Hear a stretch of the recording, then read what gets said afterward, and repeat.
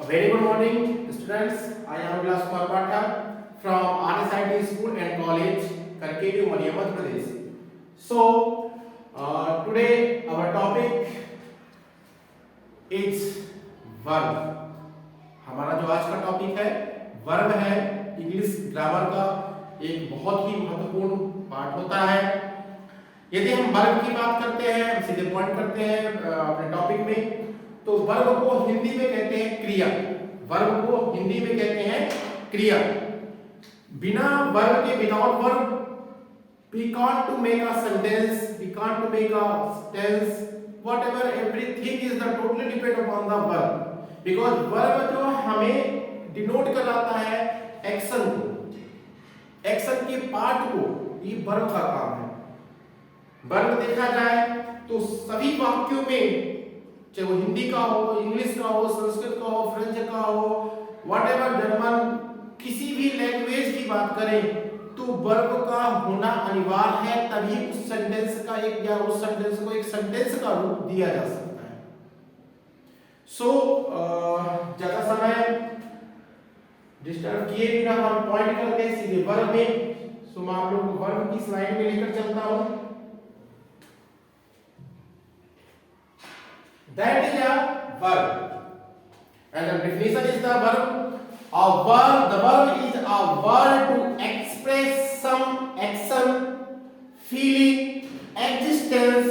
It tells us something about the subject in a sentence. अर्थात हम कह सकते हैं दूसरे शब्दों में कि वर्ब जो होता है, वर्ब को हिंदी में कहते हैं क्रिया। वर्ब को हिंदी में कहते हैं क्रिया। ये आप लोगों के लिए सबसे इंपॉर्टेंट चीज है कि आप यहीं पे इंग्लिश के साथ ही साथ हिंदी की भी ग्रामर हम कंप्लीट कर रहे हैं, क्योंकि मोस्ट ऑफ हमारे स्टूडेंट जो है हिंदी मीडियम से हैं, तो शायद उनको इंग्लिश को एकदम से एक्सेप्ट करने में प्रॉब्लम है। सो हम इंग्लिश के साथ ही साथ हिंदी का भी पार्ट लेकर चलते हैं ताकि बच्चे के दिमाग में वो चीजें क्लियर रहे। सो यदि हम बात करते हैं वर्ब की बात करते हैं, तो वर्ब जो है किसी भी सब्जेक्ट या किसी भी वाक्य या सेंटेंस का क्रिया को रिप्रेजेंट करता है। कोई भी वाक्य है, कोई भी सब्जेक्ट है, वो क्या कार्य कर रहा है, उसकी क्या एक्टिविटी है, क्या एक्टिविटी परफॉर्म कर रहा है या करेगा उस वाक्य के अंदर, वो सब कुछ हमारा वर्ब ही डिपेंड करता है। यह वाक्य के अंदर उपयोग होने वाला सब्जेक्ट, कर्ता को ही सब्जेक्ट कहते हैं। कि कार्य, एग्जिस्टेंस मींस अस्तित्व, और चेतना, इट मींस चेतना की बात करते हैं, दैट इज अ फीलिंग को बतलाता है, दैट कॉल्ड वर्ब। यदि हम बात करें इसके प्रकार के, तो there are two types of verb. The first is the main verb. Main verb यानी मुख्य वर्ब। मेन वर्ब को ही हम मुख्य वर्ब कहते हैं। मेन वर्ब देखा जाए तो दो प्रकार के होते हैं, तीन प्रकार के होते हैं। बहुत सारे इसके सिनोनिम्स हैं, जैसे सपोज करें इसको मेन वर्ब भी कहते हैं, प्रिंसिपल वर्ब भी कहते हैं, ऑर्डिनरी वर्ब भी कहते हैं, लेक्सिकल वर्ब भी कहते हैं। ये आपका मुख्य वर्ब के अंतर्गत आता है। सेकेंडरी थिंग है ऑक्सिलरी वर्ब। यदि हमारा वर्ब का जो दूसरा टाइप है वो ऑक्सिलरी वर्ब, या इसे हेल्पिंग वर्ब भी कहते हैं। यानी ऑक्सिलरी वर्ब को हेल्पिंग वर्ब भी कहते हैं। सो नेक्स्ट है, अब हम वर्ब के फॉर्म को डिस्कस करेंगे। यहाँ पे जो हमारा वर्ब है, there are 5 types of form. अक्सर स्टूडेंट को वर्ब के सिर्फ 3 फॉर्म ही पता होते हैं, first form, second form, third form. लेकिन वर्ब के फॉर्म की बात करें, वर्ब के स्ट्रक्चर की बात करें, तो वर्ब को 5 प्रकार के फॉर्म की कैटेगरी में रखा गया है। There are 5 types of categorize of the form of the verb.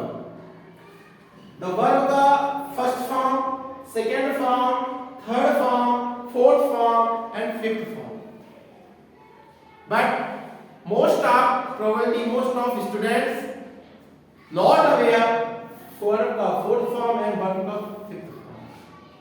But as a grammatical 5 प्रकार के होते हैं फॉर्म, और हर फॉर्म का अपना एक सेपरेट यूज भी है, उपयोग भी है। सो यदि हम बात करते हैं वर्ब का, तो हमारे पास एक वर्ड है वर्ब का गो या टू गो। हम लेते हैं टू गो, इसका फॉर्म बनाते हैं 5 फॉर्म में। गो फर्स्ट फॉर्म गो हो जाएगा इसका।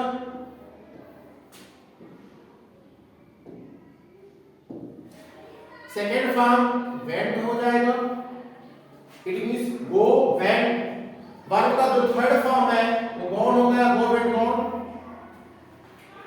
ये हमारा मेन इतना ही है, हम इसी के अंदर ही ले आते हैं पूरी लाइफ। आगे हम समझ नहीं पा रहे हैं कि यूज करते हैं, उपयोग होता है, बट हम ये नहीं क्लियर कर पा रहे कि सर इसमें क्या है। तो वर्ब का जो चौथा फॉर्म है, फोर्थ फॉर्म है, वो है गोइंग। यानी गो वर्ब का फर्स्ट फॉर्म के आगे आईएनजी लगाते हैं। यदि आप बात करते हैं टेंस में तो सिंपल प्रेजेंट टेंस में वर्ब का फर्स्ट सिंपल प्रेजेंट कंटीन्यूअस में वर्ब का फर्स्ट फॉर्म प्लस आईएनजी लगता है। यहां वही चीज है, go plus ING going, that is the fourth form. और वर्ब का जो फिफ्थ फॉर्म है वो गोज है, यानी वर्ब के फर्स्ट फॉर्म में ईएस या एस या ईएस लगा दिया जाता है तो वो बन जाता है वर्ब का फिफ्थ फॉर्म। कोई डाउट? तो वर्ब के कितने प्रकार के फॉर्म होते हैं? फॉर्म में वर्ब का first form, second form, third form, fourth form और fifth form. Go went gone going goes. Similar right की बात, राइट मींस होता है लिखना, गो मींस होता है जाना। तो राइट की बात करते हैं तो राइट में भी हमारे पास फॉर्म बन रहा है, ध्यान से देखिएगा बच्चों। नंबर 1 है हमारा राइट, नंबर 2 में हम बात करते हैं तो रोड। तो राइट रोड रिटन, इतना तो बच्चे याद करके रखता है। बाकी नई चीज आपको दे रहा हूं अपने इस वीडियो के माध्यम से। दूसरी चीज मैं आप लोगों से हम्बल रिक्वेस्ट करता हूं कि हमारे इस चैनल को आरएसआईटी स्कूल एंड कॉलेज को सब्सक्राइब जरूर करें, ताकि हम नया आपको कुछ नए सब्जेक्ट के रिगार्डिंग नई नॉलेज वर्धक ज्ञानवर्धक वीडियो आपके पास आती रहे। ये सबसे बड़ा पार्ट है हमारे इस प्लेटफॉर्म के द्वारा। आप इंग्लिश हो, हिंदी हो, संस्कृत हो, विज्ञान, समाज विज्ञान, सोशल साइंस, कंप्यूटर स्पेशली, या कोई भी सब्जेक्ट की बात करें तो कुछ ना कुछ आपको लेक्चर हमारे इस प्लेटफॉर्म में मिलते रहेंगे, जो आपके लिए काफी हेल्पफुल है। और ये मैं कह सकता हूँ दावे के साथ कि उमरिया जिला का पहला fully digital and smart classes and fully digital school and college, ये उमरिया जिला का सबसे पहला ऐसा है जो पूर्णतः डिजिटल है, जहां पे हमारे ट्राइबल के बच्चे भी, जो हमारा उमरिया जिला क्या पूर्णतः ट्राइबल बेस्ड है। और इस ट्राइबल बेस्ड के अंतर्गत हमें जो इंफ्रास्ट्रक्चर जो बड़े-बड़े शहरों में देखते हैं वो यहाँ पे उपलब्ध नहीं हो पाते। तो मैं एक चीज और रिक्वेस्ट करूंगा अपने वीडियो के माध्यम से सभी इंस्टीट्यूट वालों को कि वो भी इस चीज को धीरे-धीरे करके पहल बनाए, धीरे-धीरे करके इंप्रूवमेंट करें इंफ्रास्ट्रक्चर को, ताकि हमारा ये उमरिया जिला पूर्णतः टेक्नोलॉजी बेस्ड हो जाए। सो अगेन मैं आप लोगों को साधुवाद करता हूँ कि आप लोग मेरे चैनल से जुड़ रहे हैं और काफी बच्चे प्रभावित भी हैं। तो मैं फिर से रिक्वेस्ट करता हूँ एक बार चैनल को सब्सक्राइब और लाइक जरूर करिएगा। राइट, इसके बाद इसका जो फोर्थ फॉर्म है बच्चों राइटिंग, WRITING राइटिंग कहते हैं फोर्थ फॉर्म। और फिफ्थ फॉर्म है राइट्स, फिफ्थ फॉर्म है राइट्स। इसके बाद ये बात करते हैं there are two types of main verb, there are two types of main verb.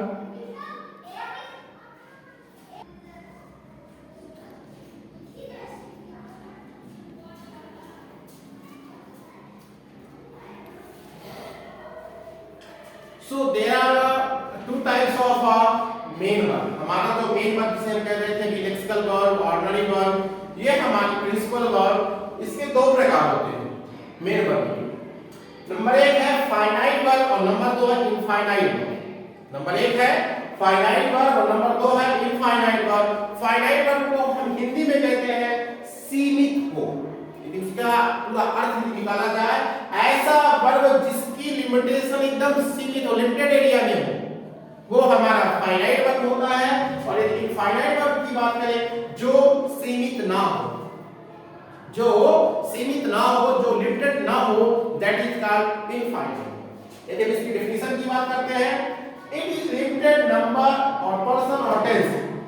ये जो है हमारा एक निश्चित सीमित दायरे में रहता है, टेंस, पर्सन, वाक्य, नंबर आदि को, जो कि एग्री विद सब्जेक्ट, जो कि सब्जेक्ट के अनुसार, कर्ता के अनुसार अपने आप को एग्री करता है, एक्सेप्ट करता है, कर्ता के अनुसार अपने आप को एक्सेप्ट करता है। इसका एग्जांपल करेंगे तो इसी समझ आएगा। सपोज करो लिखा है for example I am a teacher, I am a teacher. यहाँ पे आई जो है सब्जेक्ट है, okay, that is a helping verb, that is a profession and that is a object. I am a teacher, मैं teacher. ये किसके ऊपर, इसका जो दायरा सीमित है, limited number person tense activity subject, ये किसके ऊपर डिपेंडेंसी बना रहा है अपना, सब्जेक्ट के ऊपर लिमिटेड दायरा। क्यों, एक टीचर नॉर्मल सब subject. Similar, he is a student, he is a student, वह एक छात्र है, that is a similar, he is a student, that is. इस प्रकार की हमारे पास एग्जांपल आते हैं, उनको हम फाइनाइट वर्ब की कैटेगरी में रखते हैं। नेक्स्ट है हमारा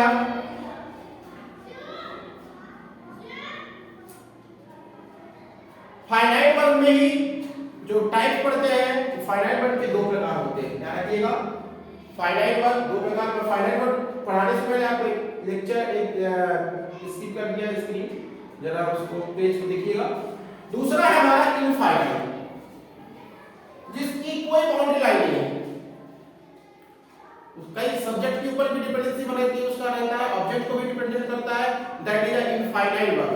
ऐसा ही वर्ब करते हैं जो कि हमारे किसी भी लिमिटेशन के अंतर्गत नहीं आता है, वो हमारा कहलाता है इनफाइनाइट वर्ब या नॉन फाइनाइट वर्ब। यदि हम इसका एग्जांपल की बात करें तो सपोज फॉर मैं एग्जांपल देता हूं इनफाइनाइट वर्ब का,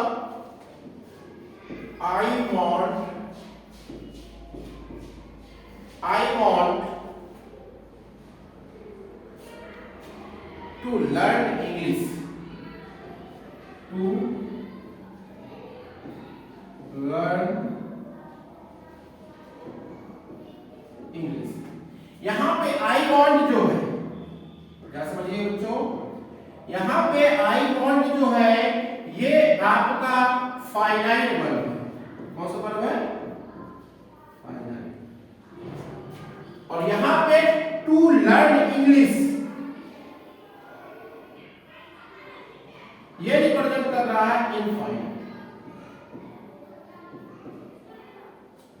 यानी कि ये जो वाक्य है to learn English, I want is the finite, to learn इसका कोई निश्चित दायरा नहीं है। मैं कहता हूं कि I want to learn English, अब ये पूरा हमारा यहां से यहां तक एक वाक्य सेंटेंस बन गया, I want to learn English, मतलब मेरी इच्छा है, मैं चाहता हूं कि इंग्लिश को लर्न किया जाए, लर्न हो, मतलब इंग्लिश का कोई लिमिटेड एरिया तो नहीं कि बस होगा इंग्लिश, बस वर्ब है टेंस नहीं, इंग्लिश का ब्रॉड, इंग्लिश का जो पैमाना है, इंग्लिश का जो मापन है बहुत ब्रॉड है, हर एक चीज का, चाहे किसी भी सब्जेक्ट की बात करिए, मैं नॉट ओनली इंग्लिश, हर विषय की बात करता हूँ, किसी भी सब्जेक्ट की बात कर लो, हर चीज ब्रॉड है। तो यहाँ पे जो बात करें इनफाइनाइट, ऐसा चीज, ऐसा वाक्य, ऐसा वर्ड जो हमें इनफाइनाइट की ओर ले जाता हो, जिसका जो दायरा बहुत बृहद रूप में हो, फाइनाइट हो, निश्चित ना हो, लिमिटेड ना हो, इनफाइनाइट हो, वही हमारा इनफाइनाइट। फाइनाइट निश्चित दायरा, इनफाइनाइट अनिश्चित दायरा, इनफाइनाइट मींस असीमित हो, इसकी जो सीमा है वो सीमित हो ही ना। इंग्लिश है, इंग्लिश को लोग पढ़ना चाहता है, उसको जरूरी नहीं कि 4 चैप्टर पढ़ेगा तो इंग्लिश खत्म हो जाएगा, 4 चैप्टर के बाद इंग्लिश खत्म होगा, दैट इज फाइनाइट। बट यदि वो कोई ब्रॉड में है, it means infinite. Okay student, so move करते हैं नेक्स्ट स्लाइड की ओर। There are two types of finite verb. Finite verb हमारे दो प्रकार के होते हैं। यदि हम फाइनाइट वर्ब की बात करें, the first is the transitive verb और second is the intransitive verb. Listen, finite verb there are two types. Finite मतलब निश्चित, सीमित, कितने प्रकार के हैं? दो प्रकार के। ट्रांजिटिव तो हिंदी में हम सकर्मक कहते हैं, क्या कहते हैं? सकर्मक कहते हैं, और इंट्रांजिटिव को हम कहते हैं अकर्मक। इंट्रांजिटिव को क्या कहते हैं? अकर्मक। सो यदि हम ट्रांजिटिव की बात करते हैं, which pass over from the subject and object both, which pass over from the subject and object both, that is हमारा ट्रांजिटिव वर्ब।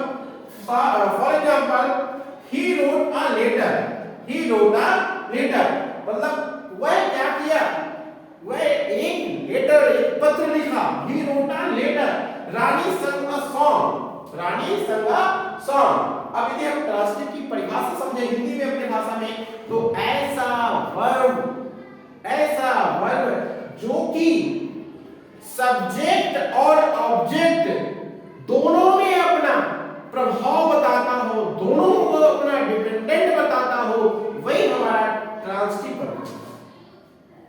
अगेन रिपीटेड, ऐसा वर्ब या ऐसा सेंटेंस जिसमें वर्ब का उपयोग हुआ है और वो वर्ब हमारा सब्जेक्ट के ऊपर भी प्रभाव बतलाता है और उसी वर्ब के अकॉर्डिंग हमारा ऑब्जेक्ट का भी प्रभाव होता है, वही हमारा ट्रांसिटिव वर्ब कहलाता है, which pass over from the subject and object mood.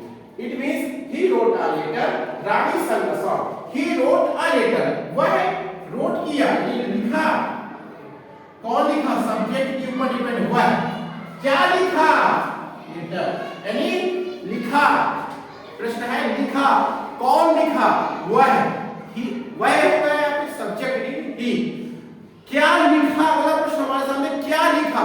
तो लेटर लिखा। तो लेटर यहाँ पे ऑब्जेक्ट का काम कर रहा है, तो ही रोट अ लेटर।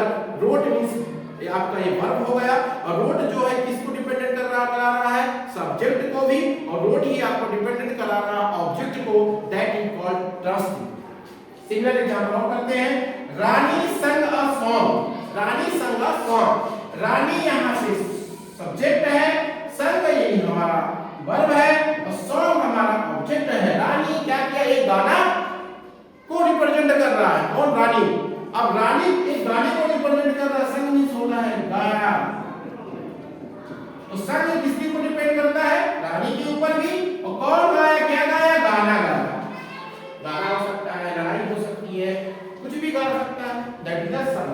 तो ये संग जो है सॉन्ग के ऊपर भी डिपेंड है और रानी के ऊपर भी डिपेंड है, that is the transitive verb. और लास्ट हमारा स्लाइड जो आती है वो है इंट्रांसिटिव।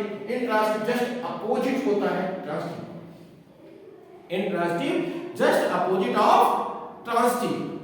वहां पे क्या देखा कि ट्रांसिटिव जो था वो सब्जेक्ट और ऑब्जेक्ट को दोनों फॉलो करवा रहा था वो वर्ब, लेकिन यहां पे क्या हो रहा है? इंट्रांसिटिव में सिर्फ सब्जेक्ट फॉलो होता है, ना कि ऑब्जेक्ट फॉलो होता है। इसका फॉर एग्जांपल है it's pass of action on subject does not require object.